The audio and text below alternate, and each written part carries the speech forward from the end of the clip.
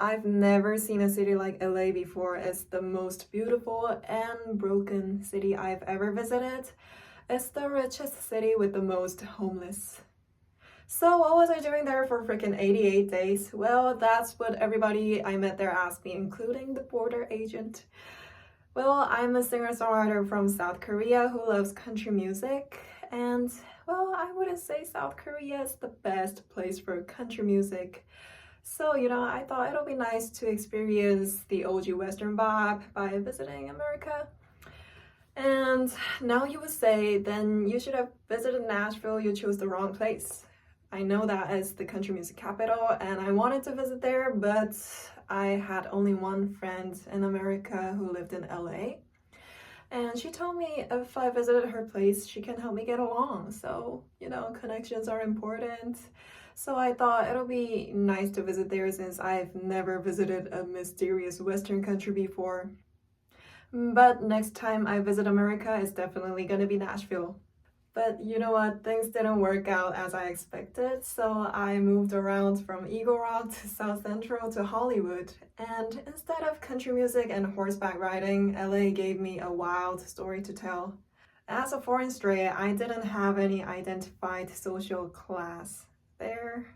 Can I say that? I mean, it's sad, but I felt like there's some sorts of things like that. But anyways, I think that's what made me able to see the poor and the rich, and from South Central to Hollywood and some kind of a dorm room to a fancy mansion party. And throughout the process, I could feel the extreme wealth gap. But what amazed me the most is that in LA, there are certain areas where the rich and the poor live right next to each other. And there are homeless people almost everywhere. It's such a weird thing to see in the richest state in the world. Especially when I was passing by downtown LA for the first time, I thought that was gonna be the richest area since the buildings looked so high and fancy from the distance. But when I actually walked through there and got on the bus, the smell of it had the top notes of pea smell combined with middle notes of aged poop embedded by the base notes of weed smell.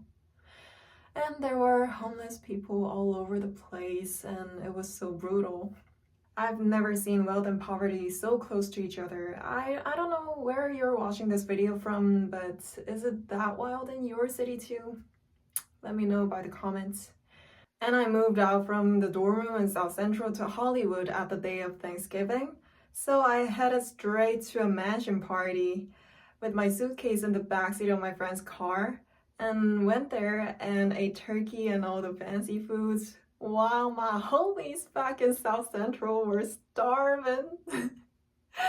I felt so bad about it. And I was like, I feel like there's definitely something wrong about this. But I mean, who am I to talk about that? And those rich people, they were so nice, kind, and generous to me. So I just spaced out, feeling confused. Honestly, I still don't know what to say about that. But I don't think there's gonna be any right or wrong answer for that. So as an immature person who has never been away from my parents for that long, and as a musician, this 88 days in LA had a huge impact on me. I feel like half of me was reborn in America.